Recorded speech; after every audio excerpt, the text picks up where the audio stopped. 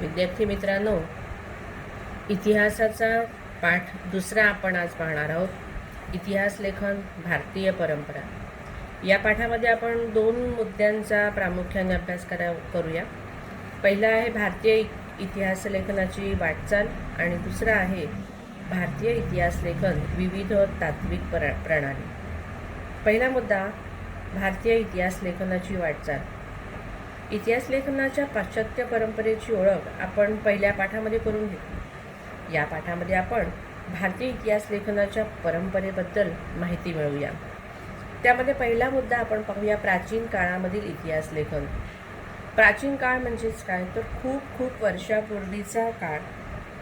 त्यावेळेला भारतामध्ये पूर्वजांचे पराक्रम, दैव परंपरा, सामाजिक स्थित्यंतरे इत्यादींच्या स्मृती केवळ मौखिक परंपरेने जपल्या जात होत्या. म्हणजेच काय, तर त्यावेळेला लेखी कोणतं साहित्य उपलब्ध नव्हतं आणि त्यामुळे जे काही पूर्वजांनी केलेले पराक्रम आहेत किंवा ज्या काही घटना घडलेल्या आहेत, ह्या सर्व एका मुखावाटेत दुसऱ्या मुखापर्यंत सांगून जपल्या जात होत्या.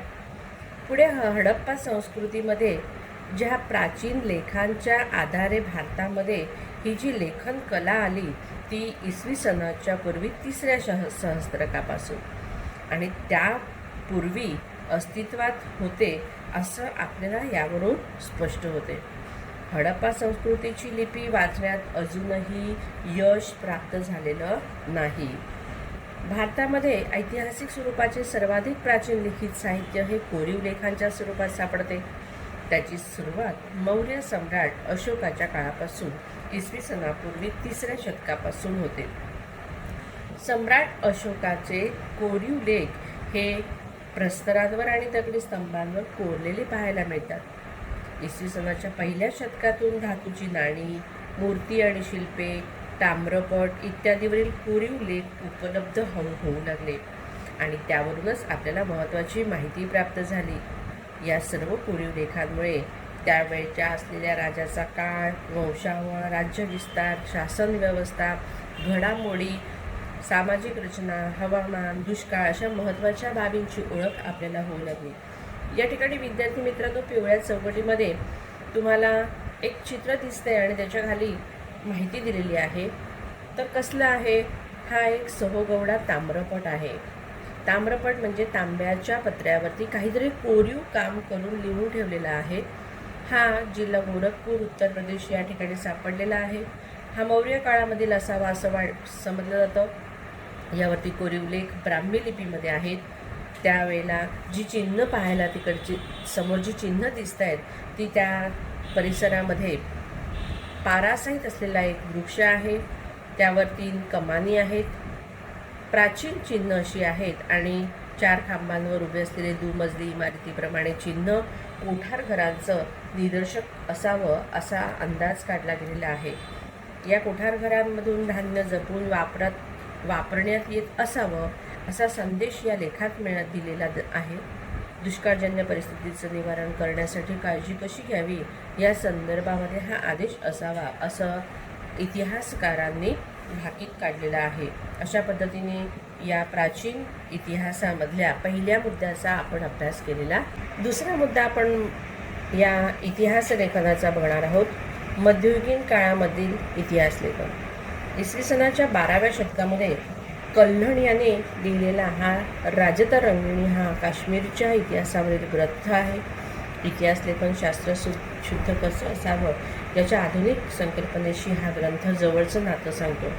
त्यामध्ये अनेक कोरीव लेख, नाणी, प्राचीन वस्तूंचे अवशेष, राजकुलांच्या अधिकृत नोंदी आणि स्थानिक परंपरा अशा साधनांचा चिकित्सक अभ्यास करून हा ग्रंथ रचलेला आहे आणि हा उल्लेख कल्हणने या ग्रंथात केलेला आहे. मध्ययुगीन भारतामध्ये मुस्लिम राज्यकर्त्यांच्या दरबारामधील इतिहासकारांच्या लेखनावरती अरबी आणि फारसी इतिहास लेखनाच्या परंपरेचा प्रभाव पाहायला मिळतो. ह्या मुस्लिम इतिहासकारांमध्ये झियाउद्दीन बर्नी हा एक महत्त्वाचा इतिहासकार होता आणि त्याने तारीख-इ-फिरुजशाही यात ग्रंथ लिहिला. त्याचा हेतू त्याने स्पष्ट केला. इतिहासकाराचे कर्तव्य फक्त राज्यकर्त्यांच्या पराक्रमाचे आणि कल्याणकारी धोरणांचे वर्णन करून संपत नाही, तर त्यांच्या दोषांचे आणि चुकीच्या धोरणांचे चिकित्सक विवेचन त्याने करायला हवे. एवढेच नव्हे तर संबंधित काळातील विद्वान व्यक्ती, अभ्यासक, साहित्यिक आणि संत याचा सांस्कृतिक जीवनावर प्रभाव लक्षात घ्यायला हवा. अशा ह्या गोष्टींचा उहापोह त्याने आपल्या लेखनामध्ये केलेला दिसतो. या ठिकाणी पुन्हा चौकटीमध्ये माहिती दिलेली आहे की सर्वांनी घरी अभ्यासायची आहे, कारण जो आपल्याला पाठाच्या खाली स्वाध्याय केलेला असतो त्यामध्ये चुकीची जोडी ओळखून दुरुस्त करून लिहा हा प्रश्न असतो. त्यासाठी ही सर्व माहिती अतिशय आवश्यक आहे. त्याच्यामध्ये आपण जर नीट पाहिलं तर त्यावेळचे जे मुस्लिम लेखक होते, ग्रंथ साहित्यकार होते, त्यांची नावं दिलेली आहेत आणि त्यांनी लिहिलेले ग्रंथ याचा उल्लेख या ठिकाणी आपल्याला पाहायला मिळतो आणि त्या कालखंडासंबंधीची माहितीसुद्धा या लेखांमधून आपल्याला संदर्भ म्हणून मिळते. त्यानंतर पुढे आपण बघूया की मुघल बादशहाच्या दरबारामध्ये राज्यकर्त्यांची स्तुती आणि त्याबद्दलची निष्ठा या पैलूंना विशेष महत्त्व दिलं गेलं. त्यांच्या वर्णनामध्ये समर्पक पद्य आणि सुंदर चित्रांचा अंतर्भाव करण्याची पद्धत सुरू झाली. या काळचा साम्राज्याचा जो संस्थापक होता त्याचं नाव आहे बाबर. याचं आत्मचरित्र तुझुक-ई बाबरी मध्ये त्याला कराव्या लागलेल्या युद्धांची वर्णनंसुद्धा केलेली आहेत. त्याच्या बरोबरीने त्याने प्रवास केलेल्या प्रदेशांची आणि शहरांची वर्णनं आहेत. तसेच स्थानिक अर्थव्यवस्था आणि रीतिरिवाज, वनस्पतीसृष्टी याचा सुद्धा बारकाईने यामध्ये अभ्यास केलेला पाहायला मिळतो. इतिहास लेखनाच्या या पद्धतीमध्ये अबुल फजल याने अकबरनामा या ग्रंथाचं विशेष असं लेखन केलेलं पाहायला मिळतं. त्याचबरोबर त्या काळामध्ये जी माहिती संकलित केली गेली त्या माहितीच्या विश्वासार्हतेची कसून केलेली छाननी हे अबुल फजलने संशोधन पद्धती, पूर्वग्रहावर आधारित आणि वास्तववादी अशा पद्धतीचं लेखन केलं जातं असं मानलं जातं. त्यानंतर बखर हा सुद्धा एक इतिहासामधला साहित्यिक प्रकार महत्त्वाचा मानला जातो. त्या बखरीमध्ये शूरवीरांचे गुणगान केलेले आढळते. ऐतिहासिक घडामोडी दिलेल्या आहेत. लढाया, थोर पुरुषांची चरित्रे याविषयीचे लेखनसुद्धा बखरीमध्ये वाचायला मिळते. मराठी भाषेमध्ये जर पाहिलं तर विविध प्रकारच्या बखरी आपल्याला उपलब्ध आहेत. त्यातली एक महत्त्वाची बखर जर पाहिली तर त्याचं नाव आहे सभासद बखर. छत्रपती राजाराम महाराजांच्या कारकिर्दीमध्ये कृष्णाजी अनंत सभासद यांनी ही सदर बखर लिहिली होती. छत्रपती शिवाजी महाराजांच्या कारकिर्दीची माहितीसुद्धा आपल्याला या बखरीतून अभ्यासासाठी उपयोगी पडते. दुसरी आहे भाऊसाहेबांची बखर. या बखरीमध्ये पानिपतच्या लढाईचं वर्णन केलेलं आढळतं. या विषयावर आधारित पानिपतची बखर एक स्वतंत्र बखर लिहिली गेली. होळकरांची कैफियत या बखरीमध्ये आपल्याला होळकरांचं घराणं आणि त्यांचं योगदानसुद्धा वाचायला मिळतं. बखरीचे चरित्रात्मक, वंशानुचरित्रात्मक, प्रसंगवर्णनात्मक, पंथीय, आत्मचरित्रपर, कैफियत, पौराणिक आणि राजनीतिपर असे प्रकार पाहायला मिळतात. पुढचा आपण इतिहास लेखनाचा काळ बघणार आहोत, प्रकार बघणार आहोत. तो आहे ब्रिटिश इतिहास काळ. 20व्या शतकामध्ये ब्रिटिशांच्या राजवटीमध्ये भारतीय पुरातत्वाच्या अभ्यासाला सुरुवात झाली. भारतीय पुरातत्व सर्वेक्षण खात्याचं पहिले सरसंचालक अलेक्झांडर कनिंगहॅम यांच्या देखरेखीखाली अनेक प्राचीन स्थळांचं उत्खनन केलं गेलं. त्यासाठी त्यांनी प्रामुख्याने बौद्ध ग्रंथामध्ये उल्लेख केलेल्या स्थळांवरती लक्ष केंद्रित केलं. पुढे जॉर्ज मार्शल याच्या कारकिर्दीमध्ये हडप्पा संस्कृतीचा शोध लागला आणि या भारतीय संस्कृतीचा इतिहास इसवी सनापूर्वी 3ऱ्या सहस्त्रकापर्यंत किंवा त्याहून पूर्वीपर्यंत केला जाऊ शकतो हे सिद्ध केलं गेलं. या ठिकाणी तुम्हाला 2 चित्र दिलेली आहेत की अलेक्झांडर कनिंगहॅम आणि जॉन मार्शल हे 2 इतिहासकार आपल्यापर्यंत चित्ररूपाने सुद्धा उपलब्ध केलेले आहेत. भारतामध्ये आलेल्या अनेक ब्रिटिश अधिकाऱ्यांनी भारतीय इतिहासासंबंधी लेखन केलेलं आढळतं. त्यांच्या लेखनावरती ब्रिटिशांच्या वसाहतवादी धोरणाचा प्रभावही दिसतो. त्यानंतरचा जेम्स मिल हा सुद्धा इतिहासकार the history of British India हा त्याने ग्रंथ 3 खंडामध्ये प्रसिद्ध केलेला आहे. या ब्रिटिश इतिहासकाराने भारतीय इतिहासावरती पहिला ग्रंथ लिहिला. त्याच्या लेखनामध्ये वस्तुनिष्ठ दृष्टिकोनाचा अभाव आणि भारतीय संस्कृतीच्या विविध पैलू संबंधीचा पूर्वग्रह दूषित दृष्टिकोन स्पष्टपणे दिसतो. सन 1841 माउंट स्टुअर्ट एल्फिस्टन यांनी द हिस्ट्री ऑफ इंडिया हा ग्रंथ लिहिला. माउंट स्टुअर्ट एल्फिस्टन हे मुंबईचे गव्हर्नर होते. अशा पद्धतीने या इतिहास लेखनाच्या कारकिर्दीमधले आपण महत्त्वाचे मुद्दे पाहिलेले आहेत. आपण दुसऱ्या मुद्द्याला या ठिकाणी सुरुवात करणार आहोत. भारतीय इतिहास लेखन जी विविध तात्विक प्रणाली होती त्याचा आपण वापर करूया. वसाहतवादी इतिहास लेखन हा त्यातला पहिला मुद्दा आहे. भारतीय इतिहासाचा अभ्यास आणि लेखन करणाऱ्या सुरुवातीच्या इतिहासकारामध्ये प्रामुख्याने ब्रिटिश अधिकारी तसेच ख्रिश्चन धर्म प्रसारकांचा अधिक अंतर्भाव पाहायला मिळतो. भारतीय संस्कृती ही गौण दर्जाची आहे या पूर्वग्रहाचे प्रतिबिंब त्यांच्यातील काहींच्या लेखनात आपल्याला स्पष्टपणे उमटलेले दिसते. त्यासाठी त्यांनी 1922 ते 1937 दरम्यान केम्ब्रिज हिस्ट्री ऑफ इंडिया या ग्रंथाचे 5 खंडामध्ये लेखन केलेले आहे आणि हे ठळक उदाहरण आपल्याला त्यामध्ये पाहायला मिळते. त्याच्यामध्ये प्राच्यवादी इतिहास लेखन हा मुद्दा आपण पाहूया. प्राच्यवादी याचा अर्थ पूर्वेकडील संस्कृती आणि देश याबद्दल कुतूहल जागृत झालेले होते. त्यांच्यामध्ये आदर, कौतुक असे काही महत्त्वाचे गुण आपल्याला या प्राच्यवादी संस्कृतीमध्ये उमटलेले दिसतात. या अभ्यासकांनी संस्कृत आणि युरोपीय भाषांमधील साधर्म्याचा अभ्यासही केला. वैदिक वाङ्मय आणि संस्कृत साहित्याचा अभ्यास करण्यावरती प्राच्यवादी विद्वानांचा भर पाहायला मिळतो आणि अशा पद्धतीने इंडो युरोपीय भाषा ही एक नवीन संकल्पना त्या काळात मांडली गेली. पुढे 1784 सर विल्यम जोन्स यांनी कोलकाता या ठिकाणी एशियाटिक सोसायटीची स्थापना केली आणि भारतीय वाङ्मय आणि इतिहास यांच्या अभ्यासाला एक नवीन दिशा मिळाली. त्यामध्ये नवीन एक इतिहासकार फ्रेडरिक मॅक्स म्युलर हा जर्मन अभ्यासक होता. त्याच्या दृष्टीने संस्कृत भाषा ही इंडो युरोपीय भाषा गटामधील अतिप्राचीन अशी शाखा म्हटली जाते. त्याला विशेष असा रस त्यामध्ये होता आणि त्याने हितोपदेश या संस्कृत ग्रंथाचा जर्मन भाषेमध्ये अनुवादही केला. The sacred books of the east या नावाने 50 खंड त्याने संपादित केले. त्याने ऋग्वेदाचे संकलन करण्याचं काम केलं आणि ते 6 खंडामध्ये प्रसिद्ध केलं. अशा पद्धतीने हा एक महत्त्वपूर्ण असा इतिहास लेखककार पाहायला मिळतो.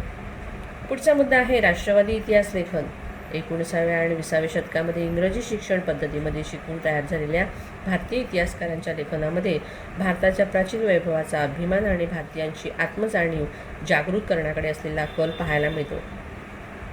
महाराष्ट्रामधील राष्ट्रवादी इतिहास लेखनास विष्णू शास्त्री चिपळूणकर यांच्यापासून प्रेरणा मिळते आणि ब्रिटिश अधिकाऱ्यांनी लिहिलेल्या प्राचीन भारताच्या पूर्वग्रहदूषित इतिहासाला विशेष असा विरोध पाहायला मिळतो. अशा प्रकारे राष्ट्रवादी लेखन करणाऱ्या इतिहासकारांनी भारताच्या इतिहासामधील सुवर्णकाळ शोधायचा प्रयत्नही केला. असे करत असताना प्रसंगी ऐतिहासिक वास्तववादी चिकित्सापूर्वक छाननी करण्याकडे त्यांचं दुर्लक्ष पाहायला झालेलं दिसून येतं. महादेव गोविंद रानडे, रामकृष्ण गोपाळ भांडारकर, विनायक दामोदर सावरकर, राजेंद्रलाल मिश्र, रमेशचंद्र मुजुमदार, काशीप्रसाद जयस्वाल, राधा कुमुद मुखर्जी, भगवानलाल इंद्रजी, वासुदेव विष्णू मिराशी, अनंत सदाशिव आळतेकर अशी काही राष्ट्रवादी इतिहासकारांची नावं आपल्याला पाहायला मिळतील. विद्यार्थ्यांनो, या ठिकाणी पुन्हा चौकटीमध्ये काही माहिती दिलेली असते. ही सर्व माहिती तुमच्यासाठी अतिशय महत्त्वाची आहे. त्यामध्ये माहीत आहे का तुम्हाला अशा 2 महत्त्वाच्या गोष्टी दिलेल्या आहेत, त्या घरी व्यवस्थित वाचायच्या आहेत आणि त्यामधल्या गोष्टी ह्या लक्षात ठेवायच्या आहेत. त्यात आपल्याला प्रश्न विचारला जाऊ शकतो. काही आपल्याला महत्त्वाचे असे इतिहास लेखक दिलेले आहेत जे भारतामधले आहेत. भाषाशास्त्र, व्युत्पत्ती, व्याकरण अशा अनेक विषयावरती मूलभूत संशोधन करणारे आणि मराठी भाषेतून लेखन करणारे इतिहासकार म्हणून राजवाडे हे परिचित आहेत. या ठिकाणी त्यांचा फोटो दिलेला आहे. त्यांनी आपला इतिहास आपण लिहिला पाहिजे याचा पुरस्कार केला. मराठ्यांच्या इतिहासाची साधने असे शीर्षक असणारे 22 खंड त्यांनी लिहिले. त्यांच्या प्रस्तावना अतिशय अभ्यासपूर्ण होत्या. इतिहास म्हणजे भूतकालीन समाजाचे सर्वांगीण समग्र जीवन दर्शन, केवळ राजकीय घडामोडी, सत्तांतरासाठी काटकारस्थाने आणि युद्धे याचा हकीकती नव्हेत, असं त्यांनी इतिहासाबद्दलचं आपलं स्पष्ट आणि परखड मत मांडलेलं आहे. त्यानंतरचे दुसरे इतिहासकार सर्वांचे लाडके आणि आवडते आणि माहीत असलेले स्वातंत्र्यवीर सावरकर. भारतीयांनी ब्रिटिशांविरुद्ध दिलेल्या स्वातंत्र्य लढ्याला प्रेरणा देण्यासाठी राष्ट्रवादी इतिहास लेखनाचा उपयोग झाला. त्यामध्ये वि. दा. सावरकर यांनी the Indian war of independence 1857 म्हणजेच काय तर 1857चे स्वातंत्र्य समर ह्या पुस्तकाचं विशेष लेखन केलं आणि तो विशेष महत्त्वपूर्ण असा संपूर्ण भारतामध्ये प्रचलित झालेला आहे. त्यामुळे प्रादेशिक इतिहास लिहिण्यासाठी चालना मिळाली आणि भौगोलिक वैशिष्ट्याकडे इतिहासकारांचं स्वतंत्रपणे लक्ष वेधलं गेलं. आता आपण बघूया स्वातंत्र्योत्तर काळातील इतिहास लेखन. यामध्ये स्वातंत्र्योत्तर काळामध्ये समाज, विज्ञान, अर्थव्यवस्था, राजकीय प्रणाली, धार्मिक विचारसरणी, सांस्कृतिक पैलू यांचा इतिहास अभ्यासण्याची आवश्यकता या विचारवंतांना वाटू लागली. यामध्ये 3 नवे वैचारिक प्रवाह आपल्याला पाहायला मिळतात. पहिला आहे मार्क्सवादी इतिहास, दुसरा आहे वंचितांचा इतिहास आणि तिसरा स्त्रीवादी इतिहास. त्यातला पहिला आपण बघूया मार्क्सवादी इतिहास. याच्या लेखनामध्ये आर्थिक व्यवस्थेतील उत्पादनाची साधने, पद्धती, उत्पादनाची प्रक्रिया या सर्वांचा विचार केला गेला. मार्क्सवादी इतिहासकारांनी जाती व्यवस्थेत होत गेलेल्या बदलांचा अभ्यास केला. भारतामध्ये मार्क्सवादी इतिहास लेखन पद्धतीचा अवलंब प्रभावी रीतीने करणाऱ्या इतिहासकारांमध्ये दामोदर धर्मानंद कोसंबी, कॉम्रेड श्रीपाद अमरू डांगे, रामचरण शर्मा, कॉम्रेड शरद पाटील अशा महत्त्वपूर्ण व्यक्तींचं योगदान पाहायला मिळते. डांगे हे भारतीय कम्युनिस्ट पक्षाच्या संस्थापक सदस्यांपैकी एक होत. त्यांनी प्रिमिटिव्ह कम्युनिझम टू स्लेव्हरी असे पुस्तक मार्क्सवादी इतिहास लेखनामध्ये लिहिलेले उल्लेखनीय आहे. वंचितांचा इतिहास बघूया. वंचित समूहाचा इतिहास लिहिण्याची सुरुवात मार्क्सवादी इतिहास लेखनाच्या परंपरेतून झालेली दिसते. या इतिहास लेखनाची सुरुवात समाजाच्या तळाशी असलेल्या सर्वसामान्य लोकांच्या स्तरापासून करायला पाहिजे ही कल्पना मांडण्यामध्ये अँटोनिओ ग्रामची या इटालियन तत्त्वज्ञाचे स्थान महत्त्वपूर्ण दिसते. हा इतिहास लिहिण्यासाठी लोकम परंपरा हे एक महत्त्वाचे साधन मानले गेलेले आहे. या इतिहासाला एक महत्त्वाची विचारसरणी म्हणून स्थान मिळवून देण्याचे महत्त्वपूर्ण कार्य रणजित गुहा या भारतीय इतिहासकारांनी केले. त्यापूर्वी भारतामध्ये या इतिहासाचा विचार महात्मा ज्योतिराव फुले आणि बाबासाहेब आंबेडकर यांच्या लेखनातून पाहायला मिळतो. महात्मा फुले यांनी गुलामगिरी या पुस्तकामध्ये क्षुद्रातिक्षुद्रांचा इतिहास नव्याने उलगडून दाखवला. धर्माच्या नावाखालील स्त्रिया, शूद्र व अतिशूद्र यांच्या होणाऱ्या शोषणाकडे त्यांनी लक्ष वेधून घेण्यासाठी महत्त्वपूर्ण कामगिरी केलेली आहे. महात्मा फुले हे सर्वांचेच ओळखीचे आहेत. त्यांनी सत्यशोधक समाजाची स्थापना केली. क्षुद्रातिक्षुद्रांच्या समस्या आणि त्यांच्या महत्त्वपूर्ण गोष्टी समाजापर्यंत मांडून त्यांना न्याय मिळवून देण्यासाठी महत्त्वपूर्ण काम केलेले आहे. त्यानंतरचे भारतातले दुसरे वंचितांचे ऐतिहासिक लेखनकार म्हणजे बाबासाहेब आंबेडकर. भारताच्या वसाहतवादी आणि राष्ट्रवादी इतिहास लेखनामध्ये डॉक्टर बाबासाहेब आंबेडकरांनी केंद्रस्थानी असं सतत लेखन केलेलं आहे. त्यांच्या विपुल लेखनापैकी हू वेअर द शूद्राज आणि द अनटचेबल्स हे ग्रंथ वंचितांच्या इतिहासाचे उदाहरण म्हणून पाहता येतील. त्यानंतर आपण पाहूया स्त्रीवादी इतिहास. भारतीय इतिहास लेखनाच्या क्षेत्रामध्ये प्रामुख्याने पुरुष अभ्यासक कार्यरत असले तरीसुद्धा स्त्रियांचे स्थान आणि त्यांची कामगिरी हा विषय तुलनेने दुर्लक्षित राहिला होता. हळूहळू पुढे त्याच्यावर प्रकाश टाकला गेला आणि स्त्रीवादी इतिहासकारांपुढे पहिले आव्हान निर्माण झाले. स्त्रियांनी निर्मिलेल्या साहित्याचे संशोधन आणि संकलन करणे आवश्यक होते. स्त्रियांच्या स्थानाचा विचार नव्याने होणे सुद्धा आवश्यक होते. 19व्या शतकामध्ये स्त्रियांविषयी लेखन करणाऱ्या लेखकांमध्ये ताराबाई शिंदे यांचे नाव अग्रणी घेतले जाते.